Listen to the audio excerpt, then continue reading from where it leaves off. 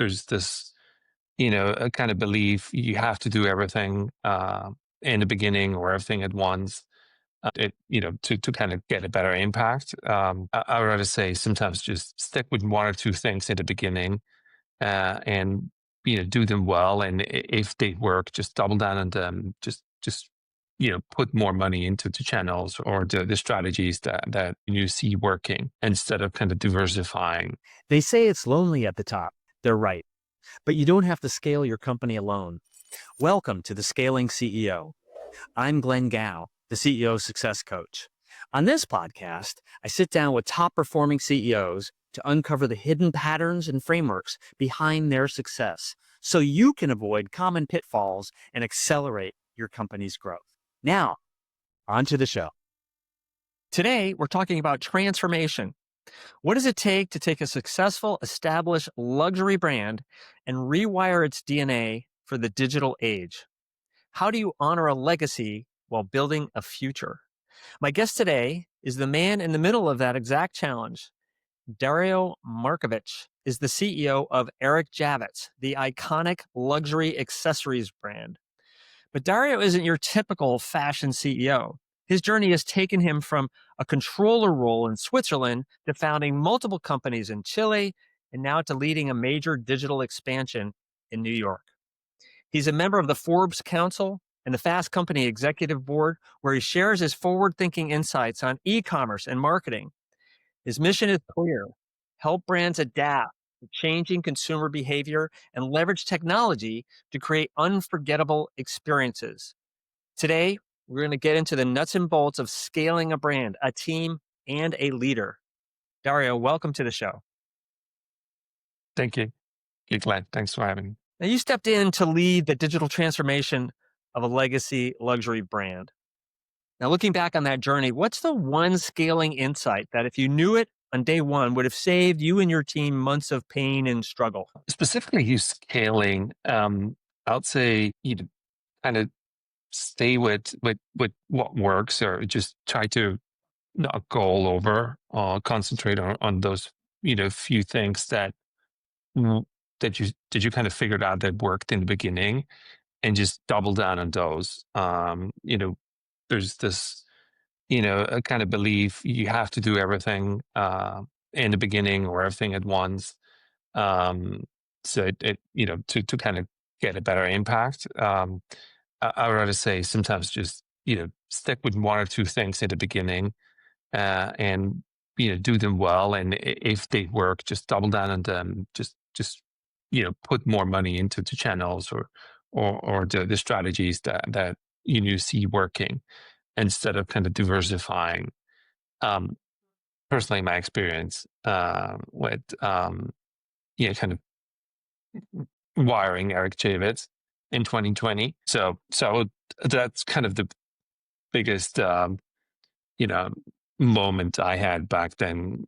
Realizing, hey, um, you know, a lot of time and money could have been saved just to concentrating and focusing on a few things instead of like, hey, we need to change everything at once or in the beginning, which for a smaller company, very difficult to pull off and won't work probably. It's a great point. And one of the things that most CEOs struggle with is, how do I determine what I'm going to focus on when I have a very long list of things that are important to get done? And I recognize that that list is too long. Realistically, they're not all going to get done. And so that forcing of the prioritization makes a huge difference. Now, your career path is unconventional. So finance in Switzerland, founding ventures in Chile, and now a fashion CEO in New York. Tell us about your personal scaling journey. What was the hardest part about scaling yourself to fit those radically different roles? Very, very unconventional role, I would say. Definitely, there's an advantages coming from a finance background, or having had that passion and through finance and back in Switzerland. It definitely helps when you're getting into your CEO role. I would say it's easier, than then the other way around, if I started in let's say marketing, and then you want to go into finance. So that definitely was helpful. Um, you obviously, I had kind of always a passion for marketing. Back when I was kind of deciding, hey, which direction do I go? I was always thinking about marketing, and for whatever reason, I decided to go, with finance. I didn't know that reason until today. Why, I decided back then when I was studying, hey, I prefer this. So I had always passion for growing and sales and marketing, which is kind of the engine for growing a company. So it was kind of for me it was a natural thing just because passion marketing was passion in sales. But still, you have to kind of rewire certain things, especially the situation where Eric Javits was back in 2020. And you know, coming from a background where I wasn't in that situation where it wasn't that easy, and we were in a very complicated situation back in 2020. Well, it's great. It brings a great discipline to marketing, frankly, having started in finance, because you ultimately understand what becomes important as it relates to running the business, and now you can go apply it in a different function. And good for you, you brought some passion to this new role. So you work with and observe many business leaders through your council memberships. What's the biggest blind spot you see in CEOs when their companies hit a growth wall? What do you think they consistently miss? It's a very, very good question. I would say um, perhaps taking a step back, trying to, and I know it's very, very easy to say and very easy to kind of just try to convince someone to do it, but take a step really back out of day to day, or just trying to see the company as an outsider. I think this is I know it's very difficult actually. It sounds easy, but it's very difficult. I think that's something that many, I think, they see things up here very close. So they just see the overall and see try to again take a step back and see, hey, um, I'm actually missing certain things myself, or there's a lot of things that are missing inside the company. Um, so I think that's something I see on the personal end that some might miss. Yeah, I was talking to one of my CEOs today about that very issue, about how do you find the time to step back and take a look from a higher level at what's really going on in the organization, especially when there's a constant pull to bring you in and help solve problems and take on new challenges inside the company. And we talked about how you need to have discipline to really carve out that time and step back and do that work, and maybe get some help from someone else to do that work. So I read a quote where you said something to the effect of the legacy of luxury is its greatest asset and its heaviest anchor. So, for CEOs listening who are trying to modernize an established business, how do you cut the anchor loose without sinking the ship? That's a very very very good question, very tough question to answer. I think it's obviously you have to get to have a certain legacy, which is not easy, to be 40 years in business as Eric Javits is. So to get to that level, you have to have certain things established, or have a mindset, have a certain discipline, have a certain I'd say way of doing business, and perhaps not just focusing on the obvious thing as today everyone launches a business and tries to scale things in perhaps very aggressive ways, which leads to sometimes short-term gains, but long term it's obviously not beneficial. So I'd say there's a lot of points that if you want to create legacy, at the same time you have to you want to grow, you have to maintain a certain discipline and certain and I'm not sure if I'm finding the right word. You have to accept a lot of things that are perhaps in today's generations, today's businesses are not willing to accept. Any So examples you want to share? it's just I think generally, being you know, I'd say, Eric, I've seen throughout the years, putting everything back into the business in every gain, putting into back into the business, just having the patience, um, eventually it pays off. Obviously, yeah, if you have that patience, um, throughout 10 or 15, 20 years to keep on going and putting things back in the business instead of, as an owner, you very easy, shiny objects here and there. And then, is being on the personal level, on the business level. So, hey, you want to go into this category and I want to do this and want to do that. And it could drown you. So, it's very difficult to kind of stay focused and be patient. I think, between, having legacy and growth, it's one of the factors I think is very difficult to reach. It's the same with many things in life. Having that, Right. discipline and focus, Well, patience.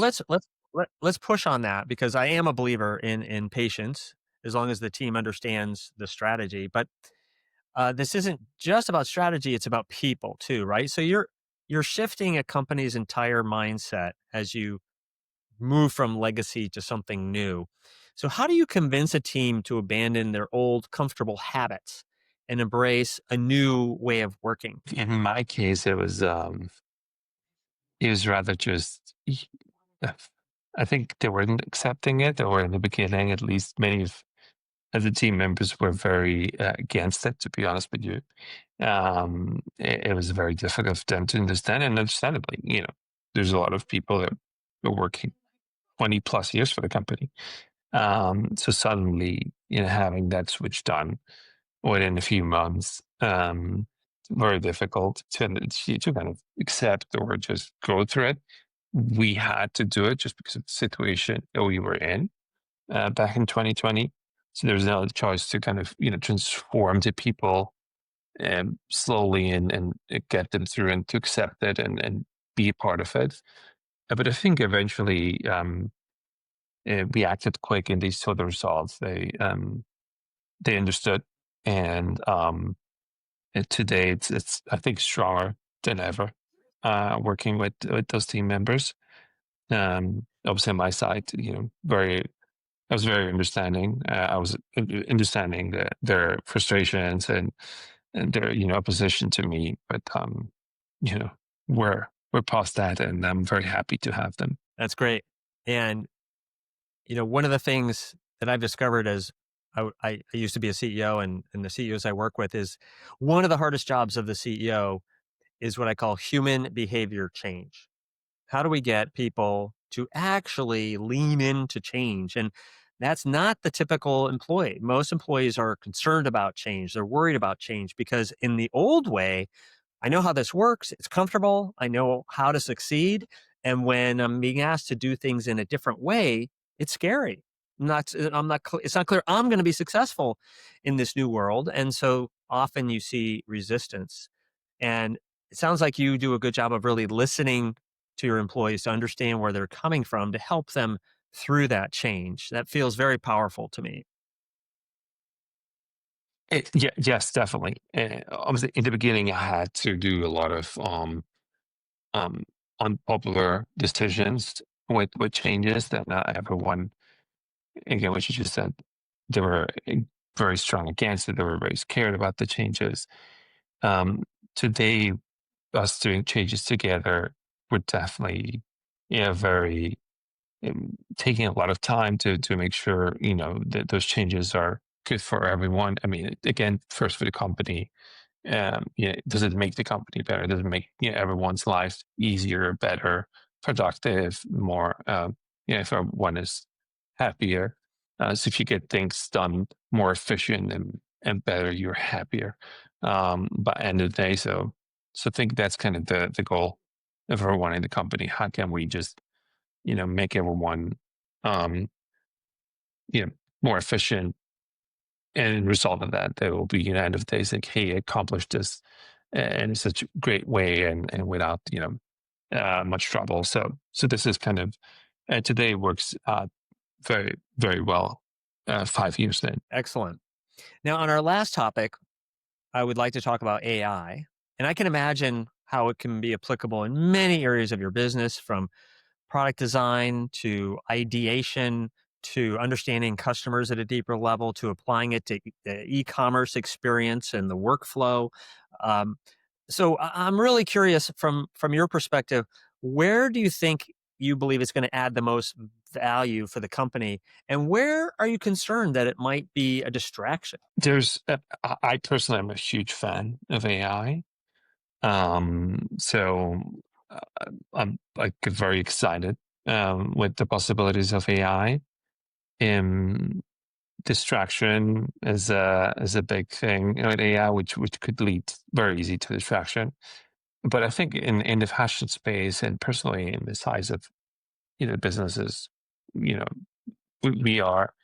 Um, I think it's a huge advantage, I'd say, in content creation, ideations on an imagery, just having a flow of content without spinning or doing certain shoots that could cost you $50,000, $100,000 each quarter or each month if you do them regularly. I think this is a big opportunity for smaller brands to have that content refresh more frequent instead of like yearly or every season.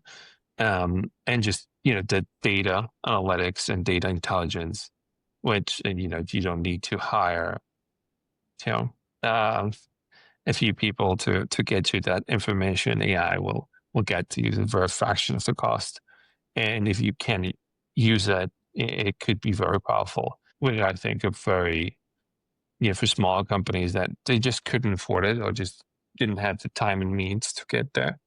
AI changed the game, and there's so many other ways that AI helps. But yeah, there's those little things that are just fun and good to see, and you get excited, but perhaps they're not moving the needle as much. So yeah, we have to be careful. Yes. Now, let's come for the last question. Let's combine two things. We were talking about changing people's behavior and you being a fan of AI. So, tell me a little bit about how you bring those two things together so you're getting what you want out of the individuals who need to use AI. So you're referring more to like how do we internally combine those things, or how do we see it in the future? No, how do And you you may have people who are resistant to AI, but you see the future possibilities using AI. So how do you help the organization make a shift? um, we're constantly, I would say, being very the very I would say we spend a lot of time and budget internally for getting everyone up to speed with technology and AI. So if they have certain um, kind of certain fear, or just she's not sure about using it, or not know how to use it, we're very patient of getting them every tool and every um, you know hour or education they need to get to use it. And so it can be scary if you don't know where to start, if you know how to use it. But once you have someone that can lead you and show you, hey, this is much easier than what you did before, and this could you know open your mind even to more Right. things. Yeah, I think so far internally we haven't seen anyone being resistant, and everyone is excited. Perhaps not the same That's way as great. I am, like a little child, but very, very adaptive to those AI tools. Excellent. Dario, thank you so much. We're out of time for more questions. I wish we had more time. So tell the audience how they can reach you. Sure. Well, they can find me on LinkedIn, Dario Markovic, or at dario@ericshavits.com. They want to send me an email. That's kind of the two easiest ways to find me. I'm daily or every other day on LinkedIn. So I think that's the best way they can get hold of me. Fantastic. Dario, it's a pleasure. Thank you so much for your Thank you time. very much for having me, Glenn. Thank you. That's a wrap for today's episode of The Scaling CEO. If you found this valuable, be sure to like, subscribe, and share with a fellow CEO who could benefit. If you're listening on Apple or Spotify, please give us a quick rating as it really helps more people find the show. I'm Glenn Gao, the CEO Success Coach. See you next time for more proven strategies to grow your business and leadership.